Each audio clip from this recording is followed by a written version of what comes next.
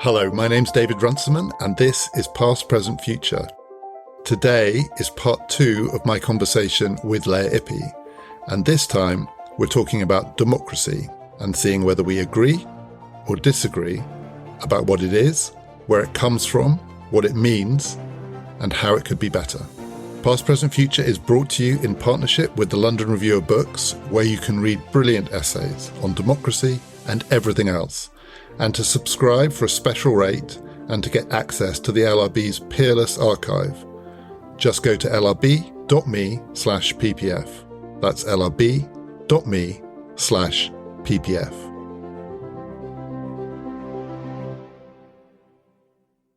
Lea, last time you and I talked on this podcast, I think we both felt when we got to the end of the conversation that we hadn't actually finished, and there were quite a few things that we still wanted to talk about. So that was a conversation about power and political agency. It was also a conversation about my book, The Handover, but we're not going to be talking about that today. The things that we didn't get to at all then was democracy, which presumably I think we both believe has something to do with the question of not just how politics works, but how political change could happen. I have no idea what you're going to say. We haven't discussed this beforehand at all. I have a feeling that we might disagree about what democracy is or how we should think about it, but we're going to explore that. And we're going to pick up in a way where we left off. It doesn't matter if people didn't hear that previous conversation. But in a way, it's a fundamental question of politics, and it's a question of the past, present, and future of politics.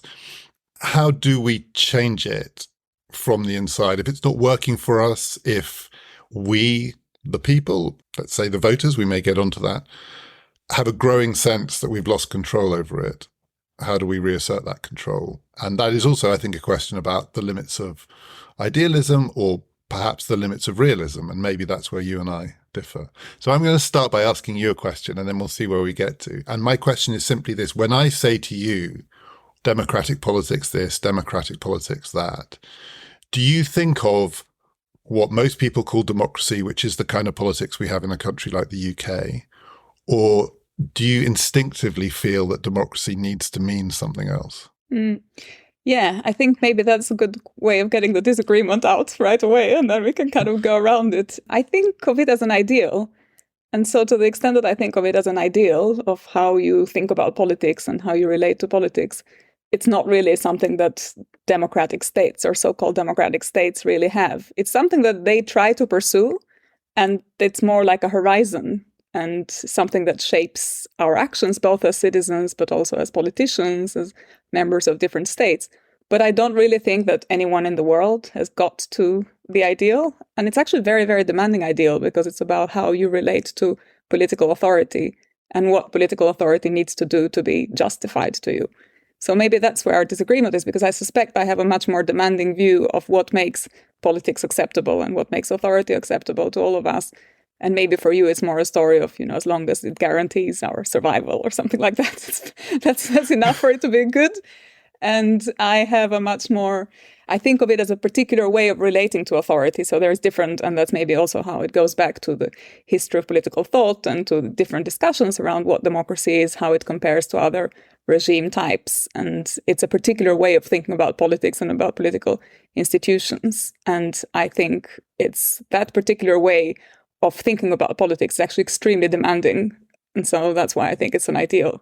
So it may be that one of the things we're going to differ about is the usefulness of really, really demanding ideals of politics. And I think we should come on to that. I'm not sure I have as minimal a view of what democracy is for. There are people certainly who do think of it in very, very negative terms. The cliche, which is it's the worst system of government apart from all the others.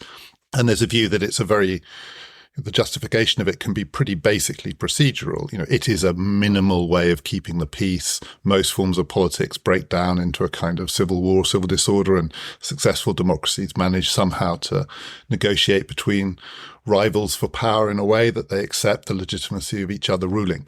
But that is pretty minimal, and I think it's too minimal for me. I think it has to be something more than that. But in a way, what I'm interested in what you say is that for you, the core of it is it has to be a justification for power on the part of the people who have power that can be accepted by the people over whom that power is exercised.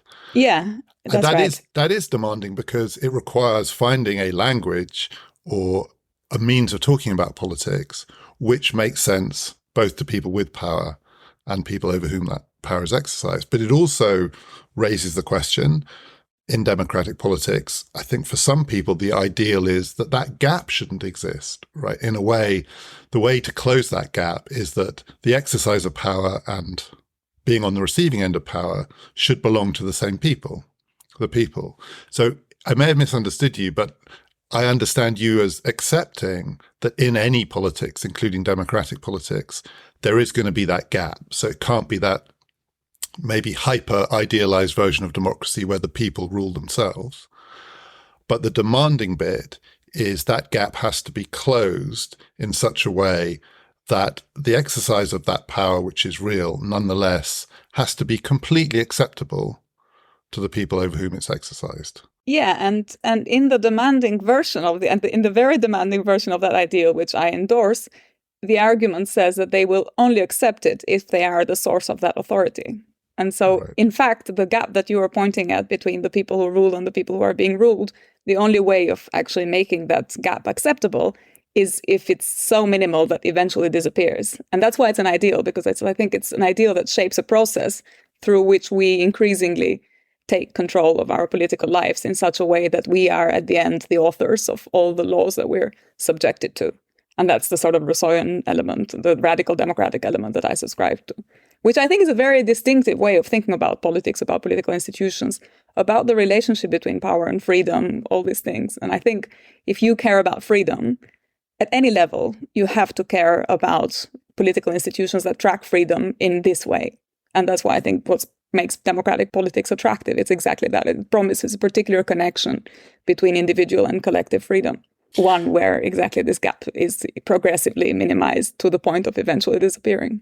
So I was going to say to you that it sounds like Rousseau, what you were saying, in the sense that Rousseau has a strong realist streak in his writing. He's not a sort of pie-in-the-sky idealist. In some ways, he's a pretty hard-nosed political thinker. And he accepts that there will always be this thing called government, right? And the people can't do government. Government is something that is going to be done either in a specialist way or in some respects by some kind of elite. It won't be in the Rousseau version a wealthy elite, but it will be an elite that have particular qualifications to exercise that role. But that isn't what politics should be identified with. If you identify politics with government, you're already in trouble because you've sort of justified the power too early in the game. What you actually need is a form of politics where the power that government has is itself rooted in something where that gap is closed. And that, as you say, is sort of the popular mandate, the popular legitimation of government. Yeah. Now, if you relate it to contemporary democracy, the thing that most people call democracy, the primary mechanism for legitimating government is elections. But that doesn't really cut it on this account. And then the technical day-to-day mechanism that we use is political representation, the sense that the gap is closed by the thought that these people are taking decisions on our behalf. They're not us and they're not our decisions, but somehow they stand in for our decisions. And again, the Rousseauan version doesn't think that that cuts it either. So Rousseau doesn't believe representation, the idea that people can stand in for other people will do it. And he doesn't think that what we would call elections would do it. So it is very demanding in a contemporary setting because it doesn't sound like what most people call democracy. Yeah, although I wouldn't be as critical as Rousseau is of that part of the argument. So to me, representative institutions are a good approximation to what I call democracy. So I'm not I'm not dead set against representation because it actually, for me, it all comes down to how you are represented, whether you are represented, whether there really is this capacity to say to someone, okay, I trust you with tracking my interests or my principles or however you want to cash it out into politics. And that's okay. That gives me some representation. That gives me some freedom. So there is a principal and an agent, and that relationship. It's, I think, a better approximation and certainly, closer to democracy than any other mechanism whereby you have a king or a ruler or an absolute monarch or whatever. So different ways of thinking about this politically. For me, the problem is that in contemporary so-called democracies, even that representative relation is broken. And it hasn't always been broken. I think it's a history, and because democracy is a process, there are moments in the process where the gap is closer, and there are moments where it's completely falls apart somehow. And I think right now we are at a moment in our politics where this representative relation is completely broken at all levels because of the way in which the party system, which is what we have come up with historically, is broken, which has traditionally been one mechanism of tracking people's will, because of the relationship between political power and economic power, and the fact that some people's interests and voice and will are much more reflected in political decisions than other people. And I think also something that actually democracy has traditionally also been bad at. To me, real democracy requires global institutions that are representative. This is a particularly weak chain because we are at a point where we have all kinds of global processes of interaction and trade and exchange and conflicts, concerns that are common, environmental crisis or AI, data, whatever. So all our challenges are shared, but the kinds of institutions that we have are not at all responsive to democratic decision-making at that global level. So it's kind of broken nationally, it's broken regionally, and I think it's also broken internationally. So right now, I think we're at a juncture where so it's just broken. Yeah, but it's not broken at all times and all places in the same way. It's broken in different places for different reasons. And again, that's why I say to me it's a process and there is a history that matters there, because there are moments in that process where you're clearly closer to the ideal and moments where you're very far from it. And I think right now we're at a point where all of us are actually quite far, but not all equally far. So what's a moment when we were closer to it? And I honestly don't know what you're going to say here. I'm really curious to know what you think. Well, it depends. I mean, different countries are different, I don't think you can generalize for the world, right? So different moments, I'd say maybe post-war Britain was, if we were to take the example of the United Kingdom, maybe that was a moment where there was some kind of collective reckoning and an idea that democracy is very demanding and requires certain political processes and certain economic processes in place for it to represent. And maybe, the party system was a little bit more clear-cut. For me, insofar as we link it also to the development of party democracy, there was a moment where at least, and Western Europe very different from Eastern Europe. So again, you can't really generalize for the world because these different places have different trajectories. But if we just stick to Western Europe, there was a moment in Western Europe where party democracy was really, to some extent, tracking the principles and commitments of different groups. And it was much more widespread than now. So I think for me, that was the moment where the mass party was acting as the institution that was able to help people find representation in political institutions, to the extent that has, in the second half of the 20th century, progressively that link's broken, which was, I think, there in Western Europe right after the end of the Second World War. That's contributed to the loss of representation. So the example of post-war Britain makes me think of two things. So one is that this is very historically contingent, and the kind of politics that you describe where there seems to be a more direct tracking of popular preferences in representative politics also comes at a time where probably there is more consensus generated by a shared historical experience. So this often is a post-war phenomenon. And that is a real challenge for the idea that, as it were, we are progressing towards some ideal. Because the further you get away from that collective experience, actually, the harder it is to hold on to that set of conditions, circumstances. And you can't really contrive them. I think it's really hard to contrive post-war unity in the absence of a war. The second thing is that what really strikes me about the experience of post-war democracy in the UK is that it didn't go along with institutional reform. In the sense, this was achieved by people who thought they shouldn't tinker with the institutions, or tinkering with the institutions would be a distraction from the primary purpose, which is to respond to, so if you take post-1945, a clear majoritarian preference, something very close to a genuine majoritarian preference for something like a social democratic settlement. And so the job is to achieve that through the existing institutions, either because you will take your eye off the ball if you do institutional reform, if you do process when you should be focused on content. But also, I think, because it's thought to be a bit dangerous maybe to do that. But actually, if you don't do that, if you just always try and achieve it through broadly the existing institutions, it becomes harder and harder to hold on to it. And I think, so this may be something we don't agree on, I'm not sure, but I think one of the problems with contemporary democratic politics is that there isn't enough focus on changing the how rather than the what, how we do it rather than what it is we're trying to achieve. If you think about the prospect of an incoming Labour government in this country, whatever you think of their programme, which hasn't been specified yet and certainly doesn't sound like a post-1945 transformation, but given how broken our politics is, there's also not much in it about changing the very way we do it, changing the way we try and track people's preferences, changing the fundamental mechanism of politics. It still seems to be whatever it is we want to do, we're going to squeeze it through the existing system. We're going to sort of take all of our ideas and ideals and we're going to squeeze them through this increasingly narrow funnel. And it is really narrow. And then it'll come out okay the other side. And I think the evidence of the last few decades is that it just doesn't come out at all. And so actually, to get democracy back to something closer to the ideal, there needs to be much more of a focus on process. Yes, but I would start by maybe saying something about what you started with, which is this shared experience of the war and of crisis and how it's easier to come to a consensus after those moments. And to me, that's a kind of reification of a moment in history and of people's preferences in that moment. And it's not that at some point there is a consensus in society. It's that consensus is itself forged by political actors and by political agents.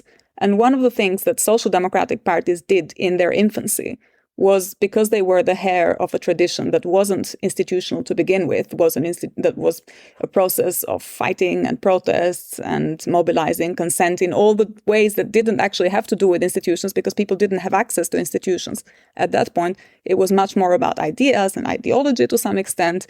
And parties were very active in creating interpretations of reality in a way. They knew that this was a two-way process. It wasn't just that you go out there and have to campaign to win the votes. And so what you need to know is, what do the polls say, or what do people's preferences, where do they stand, and so on. Because they didn't have this constraint when they started these social democratic parties. They were in many ways much more free and much more creative and much more imaginative in how they enabled their members or their sympathizers to actually articulate preferences, didn't just find them. And I think one of the problems is that in some ways, parties right now are actually hostage of this institutional political process, whereby they think of themselves just as election-winning machines, and all they need to do is go out there, convince people that they should vote for me rather than other party, and that will be enough for them to be represented. And that's exactly the problem in a way, because if you don't have a process that goes both ways, so parties help people understand what their conflicts are, where they're coming from, what their grievances might be about power, about how they relate to power. And then people themselves relate and participate. And this is also, even in the making, I think democracy is a much more demanding ideal than what we think it is, because it's not just about you go out there and you convince people to vote for you, and that's enough for those people to be represented. You have to find ways of representing and help people understand on the basis of what principles they ought to feel represented. So yeah, I think it's much more demanding. And that's also why I think talking about just changing institutions, that's in some ways not enough, because then we're just talking about changing the laws. And how do we get to change the laws? We get to change the laws in some ways by starting to where the laws are, where we are not right now. And this is a slightly more outside perspective, I guess, what I'm trying to articulate. I still suspect there's quite a lot of historical contingency in that. I don't know if I'm reifying it or not. I'm not completely certain I know what that means. But when I think about the history of early social democracy, I completely agree with you. What gives it a lot of its drive is the sense that people were making it up as they went along. And that was certainly true of movements that came out of labour movements and early trade unionism and so on. This was a fight. It was a struggle for recognition. So if you're, by definition, if you're struggling for recognition, you're not being recognised. So the institutions aren't working. You don't have that institutional voice. You have to fight for it.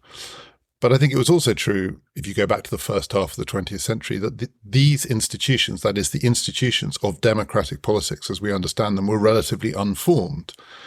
What we call democracy is a phenomenon of the last 100 years. This particular version with elections and political parties and various forms of mass communication and so on, it comes with the technology of the 20th century. It comes with 20th century ways of doing politics, including the mass franchise, all of that.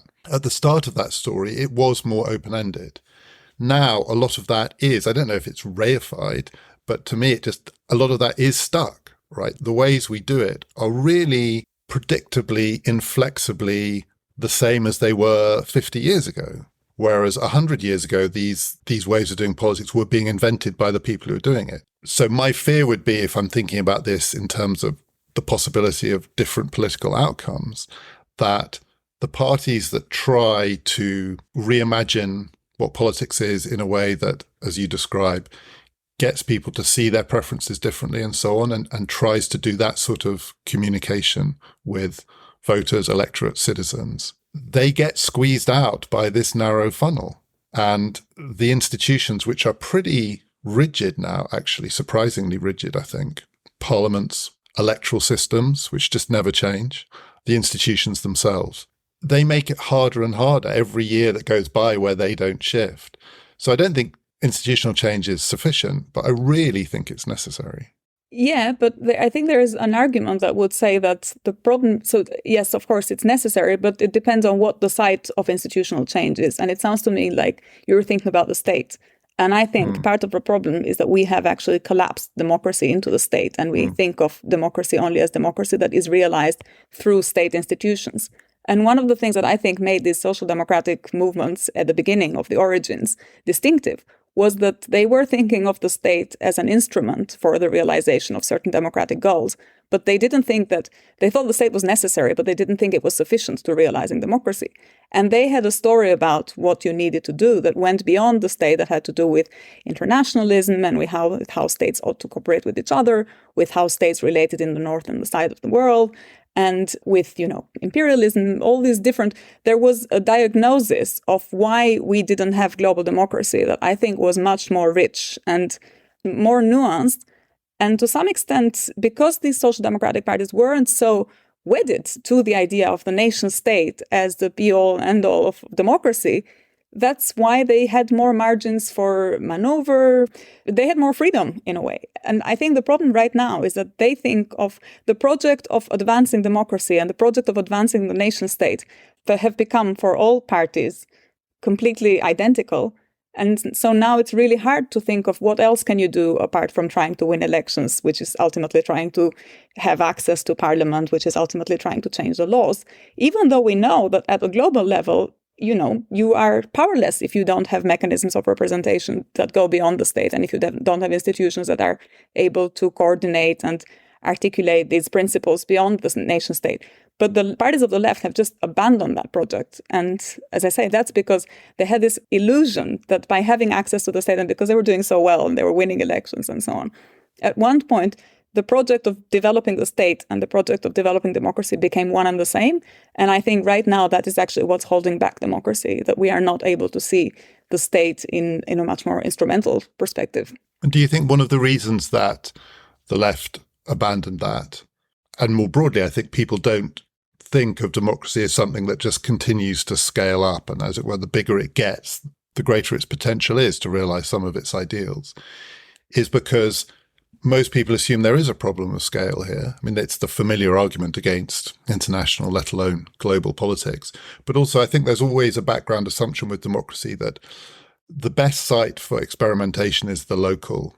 And this is probably true in a lot of contemporary political science and academic writing about politics, that when people are frustrated with politics at the national level, they hold up examples of really dynamic cities or regions or localities, and often it's very small scale. You can do these amazing things if you're only 10,000 people, which is a lesson as old as democracy itself, because more dynamic, potentially, forms of democracy in the ancient world, anyone who studies it quickly comes to appreciate, are on a very small scale by our standards. And then it's assumed that you scale up to the nation state and you can have relatively dynamic forms of representation, but you're getting quite close to the edge of what's possible. And when you go beyond the nation state, what happens is not what you describe as what you would like to happen, which is you get more dynamic forms of representation, but actually it gets more and more attenuated, and the vices of contemporary state-based politics become more and more exaggerated, remote elites, and the near impossibility of creating majoritarian consensus. So you just have endless coalition building, which is one of the things our democracies have become, right? They're not Rousseauian in the sense that they are very, very, very rarely majoritarian about anything, except occasionally in a referendum, and then people get completely freaked out by what the majority wants and they abandon it again. And so at the international level, that would become harder and harder. So why, I'd love to be persuaded of this. Why should we believe that as you scale it up, rather than becoming more remote from your ideal, it gets closer to your ideal?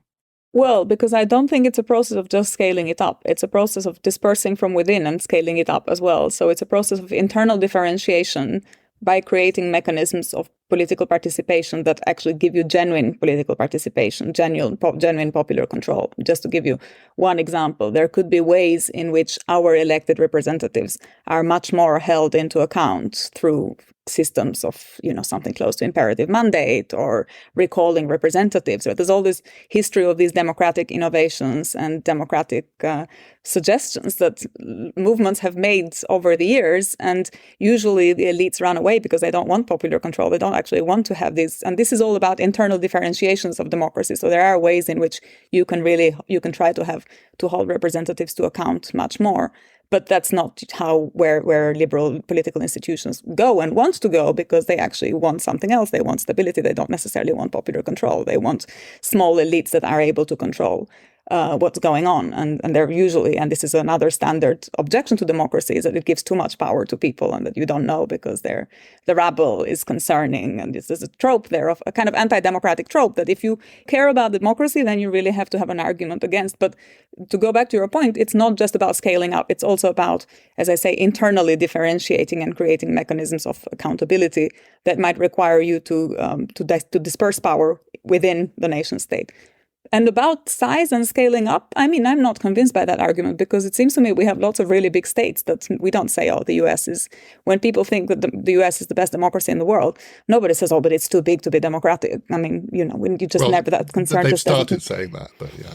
But it's not because of the size, right? There's something else going on there. And I think, so this is why, to me, just setting the limit at the scale of the state seems to be arbitrary, and it's just, again, the failure of imagination that you can't see this world that operates with these units that are very, very different. So but they do say the United States is very big, but it has certain necessary features of any viable democratic unit. It has a shared language. It has, you're not going to agree with this, and I don't think I agree with this. It has a shared history.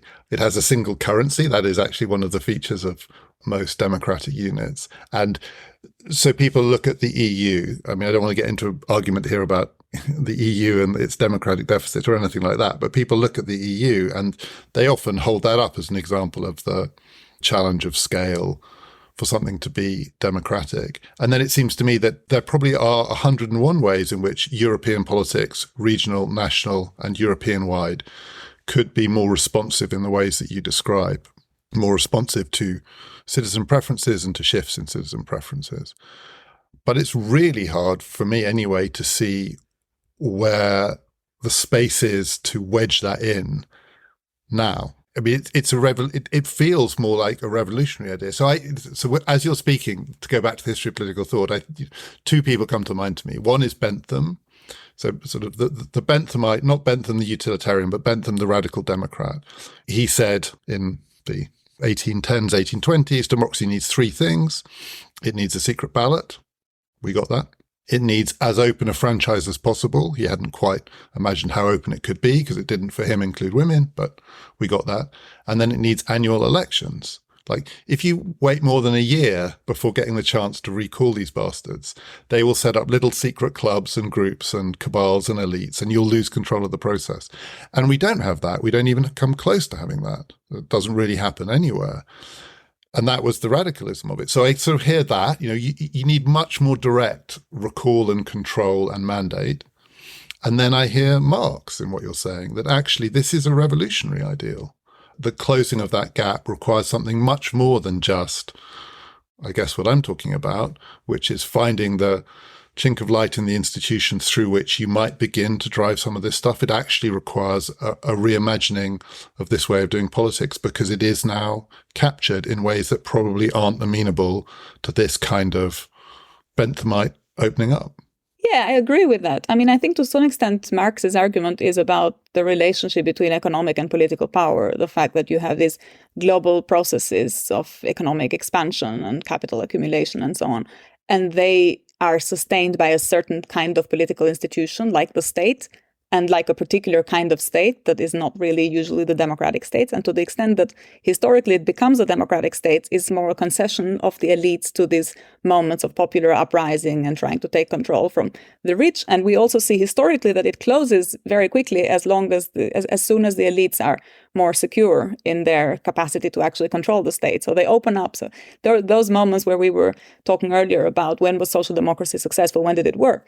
It worked when economic elites were willing to make the kinds of concessions on the access to the state to other political groups, other social classes, and it closes when those social democratic parties collude with capital and collude with the economic elites and just are able to continue.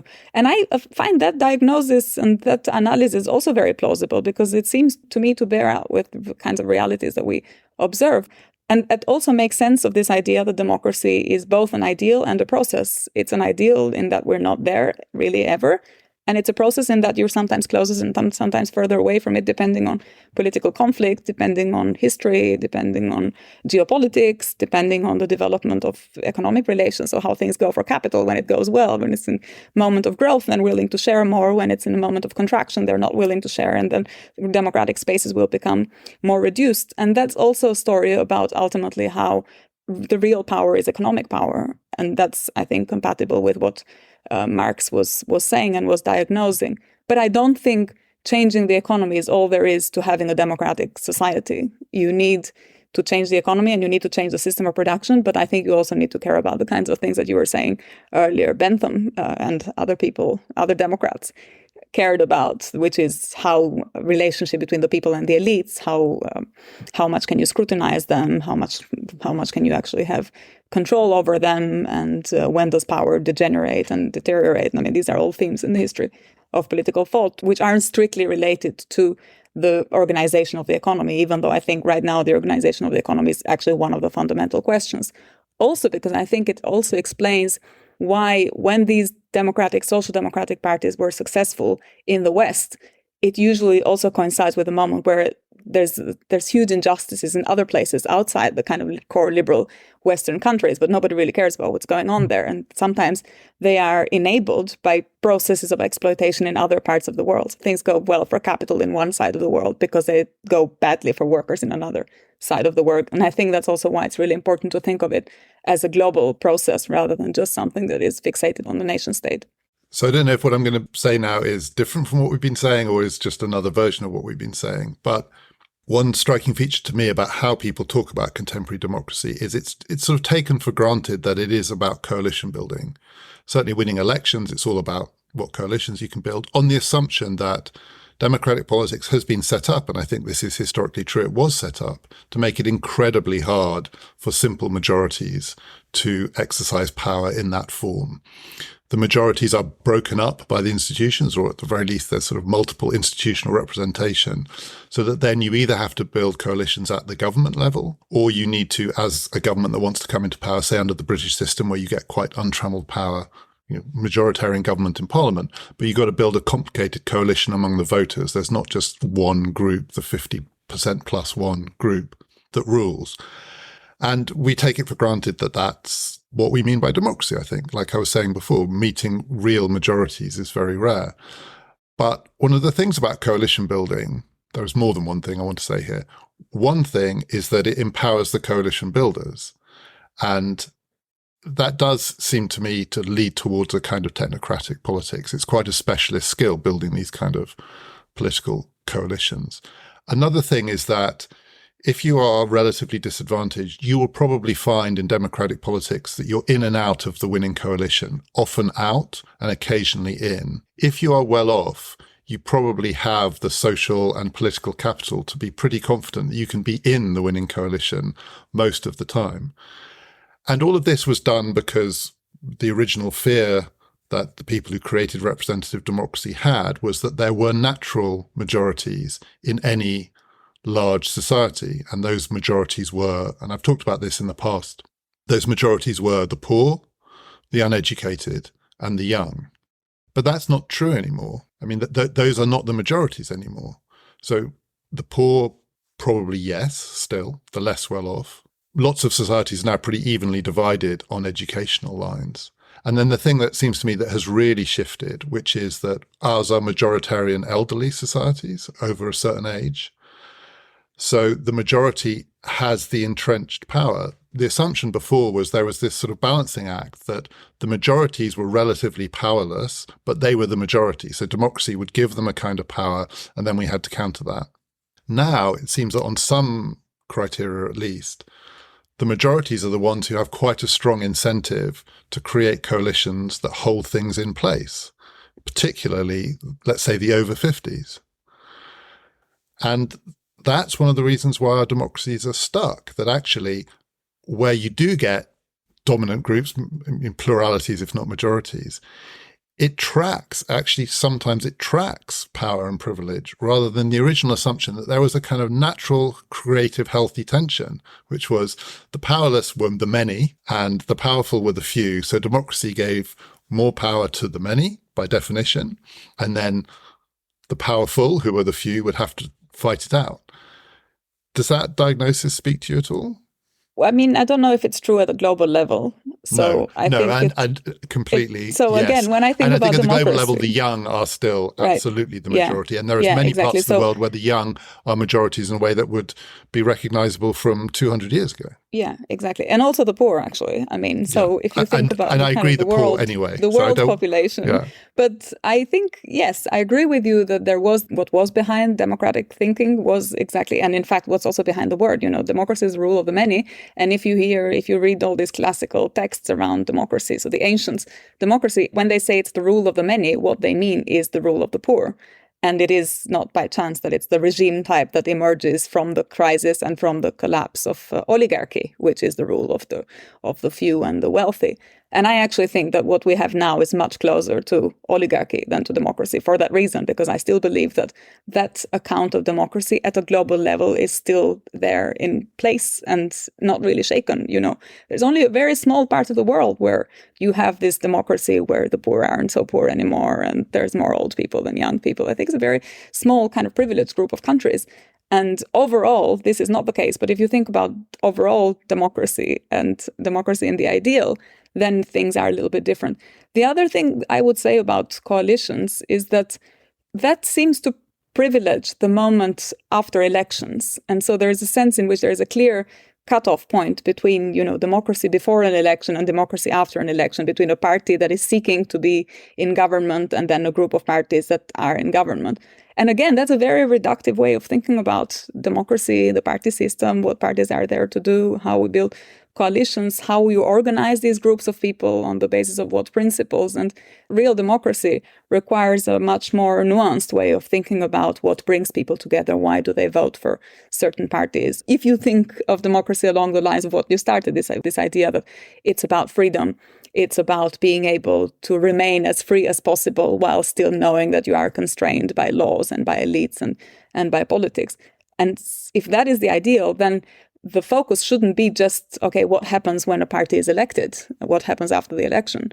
Or what happens when they're in government? It should be throughout the process. And in some ways, Gramsci had this sentence where he says, the election is just the final moment in a kind of ceremony on the long, long march that doesn't, starts way before that. And that's something that we have also lost, I think. So I think that two things are going on here. So you have the long, long process before the election, which is the building of the electoral coalition in the sense of pulling together different social groups among the voters to try and get you over the line.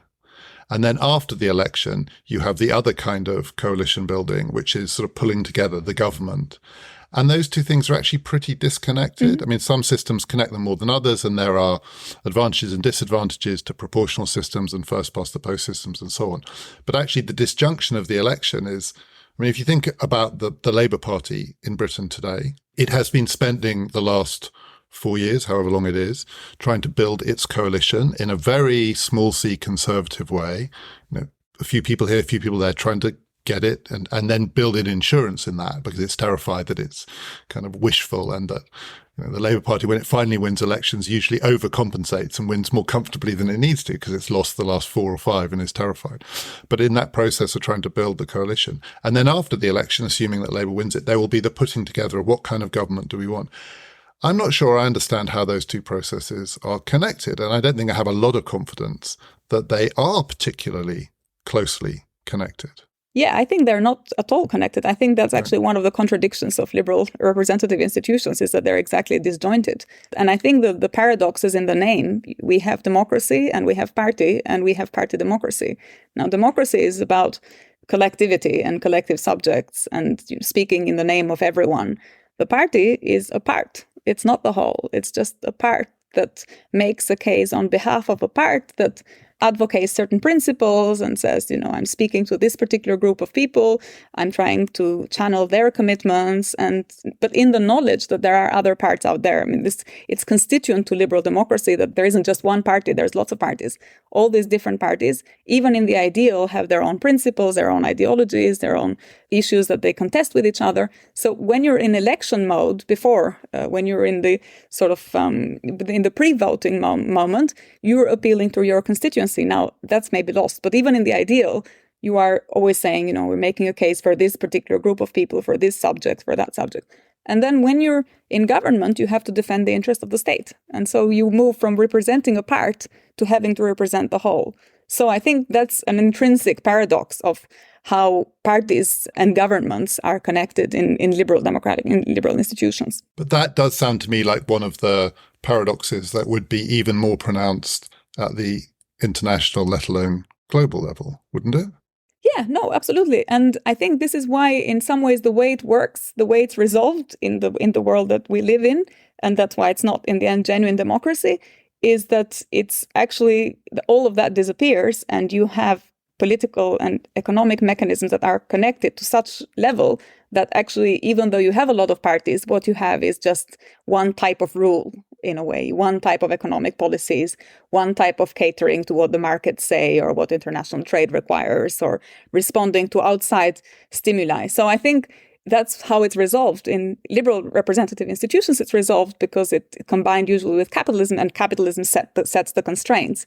If you were in a post-capitalism scenario where you would have a much more open way of organizing the economy, that would be a much more demanding ideal as well, because then you'd have to think about what are all these ways of interacting that are all channeling freedom at all these different levels, and that can't really be resolved with a fiat. You have to have the right processes in place that then can lead to the right outcomes, understood as not that there is agreement all the time, but that there is a way of channeling disagreements that's genuinely supportive of freedom. So I think in liberal institutions, that it's a paradox, but it's only a paradox up to a point, because in the end, it doesn't really matter, because, as I say, I think capital in the end is more important. And so what the markets say, and however much Liz Truss might want to do with her ideology and with libertarian commitments, in the end, there's going to come a point where you get a shock, an external shock that says, hey, hang on, this is not working. So that paradox is resolved in that way by just being completely submitted to the dynamics of capital in a different economic environment, in a different set of political organizations. That would be a very, very different challenge, I think. I think we're going to have to continue this conversation, because there are about 7 things I now want to ask you, and I'm going to limit myself to 2, okay? I'm going to ask you 2 more questions, and these are genuine questions. So the first is about, and I think we should talk more about this, I'm really interested in it, and I don't know how to think about it, why international democracy, which on one level is so appealing and also feels like not just the logical, but the emotional extension of national democracy. And for many people, for a long time, it was. Why it's become so seemingly remote, indeed impossible for many people.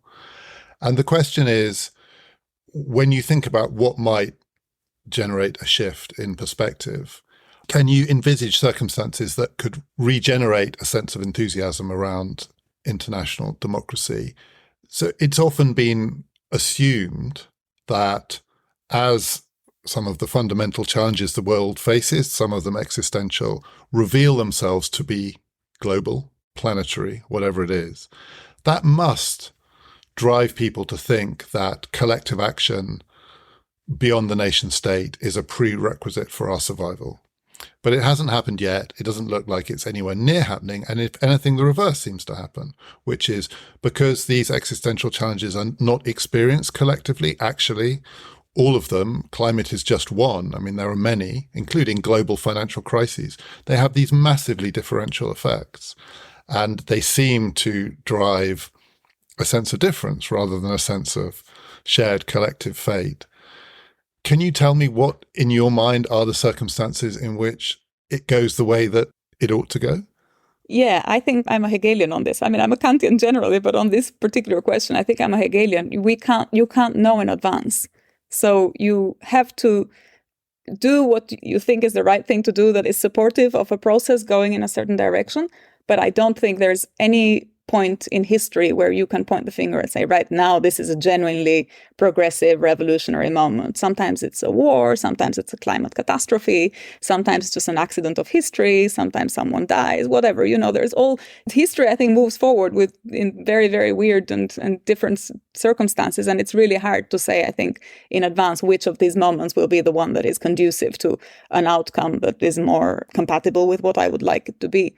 So this is why, for me, the question of what is it exactly? What is the weakest link in the chain, or how do you do it? I mean, there are lots of different theories out there and lots of different ways of making sense of that. But I think it's almost like you're engaging in prophetic history, where you're trying to say, well, this is what I think is going to produce the.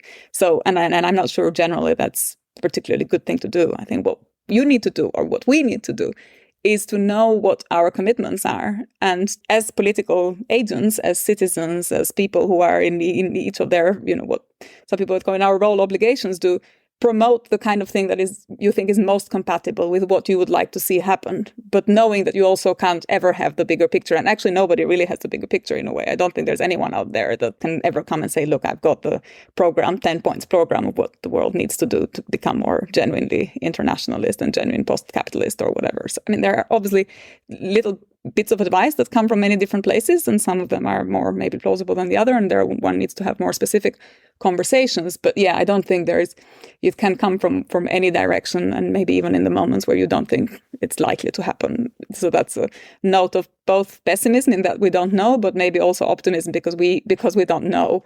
We can't know that we're not there yet, and it just looks like it's terrible and that something will happen and things will change. About why the world is less internationalist, I think it's normal. I mean, just like in the nation state, the rich and the powerful don't want to lose their privileges. In the global level, the rich states don't want to lose their privileges. And the international domain, international law, international institutions are dominated and shaped by the most rich and most powerful states. And so it's very normal that they don't want to make concessions to other people. I mean, even in the EU, there are hierarchies between more powerful and less powerful, kind of stronger and weaker states. And usually the weak states have to suffer the repercussions of being in a position of vulnerability vis-a-vis the power of larger states. So the international system is shaped, controlled by these powerful states, and they don't want to let go of their privileges. On your first point, this might be too crude, but I took you to be saying not prophecy, but faith. Yeah, right? Yeah, that's right. I think that's my problem. I've always had a problem with faith. Well, I mean, I think I have a problem faith with prophecy too, but no, I mean, I think people say I have a problem with faith, but actually, the more I think about this, it's just not true. We all act with faith all the time. Otherwise, we wouldn't get out of bed in the morning. Do you know? Have you read Oblomov? The novel. It's like we will all be like Oblomov. We couldn't be bothered, but we all care, and we clearly do things that show our faith in the world. And I think we just need to affirm that faith more rather than just say, "Oh, there's no faith." So that touches on the last thing I want to say, and you can answer this very briefly, which is that seems to me the other ways in which people are different. And I already hearing what you've just said, I'm aware this is too crude, but we do, and we maybe always have lived in a world where people have vastly different levels of enthusiasm for the demands of this kind of politics. And that was certainly one of the considerations historically of people who designed these institutions, an assumption that there is always a risk that you leave politics in the hands of the people. So you might leave it in the hands of majorities who are thought to be irresponsible. But the other fear was that you leave it not in the hands of majorities, but the minority of those majorities who are the radicals, the activists, or simply the people who just have the appetite for this, including maybe the appetite for the particular demands of a political life, which are, they are not for everyone, I think. Yeah, I don't agree with that. I know you don't. I can tell you don't. So go on. Do you know why? Because I think that means that your default view of politics is that politics is a burden, and that we have to do it, but it's evil, and we don't really want to care, but we have to care because otherwise someone else will take control. But I think of politics as friendship, as Aristotle says, a certain kind of friendship. And that can be assertive of your humanity because you have these social relations, and if you think about what political parties should be if they were doing their job properly, they are sites in which, yes, of course, we don't all care all the time in the same way. But there are these collective organizations that enable us to care some of the time, and then some other times we can let go because we know that there are other people that are continuing the projects forward. That's what they do when they're communities of principle. They're not communities of principle anymore, and so we are left with this really impoverished view of politics that is driven by fear and by disbelief and by concern about what the elites might do. And that's because, as I say, that is both the problem and the outcome in a way. It's the source of the problem, and it's also why it doesn't get better, because we have this pessimistic view of politics. That is the second conversation on this podcast with Lea Ypi. It will not be the last. We are going to be doing more about different themes in the history of ideas, in philosophy, and in politics. As always, do please follow us on Twitter at PPF Ideas for links to this episode and future episodes. Next week, it's going to be the 10th in our 12-part series on the great essays and the great essayists. And I'm going to be talking about Umberto Eco's essay, Thoughts on WikiLeaks. This has been Past, Present, Future, brought to you in partnership with the London Review of Books.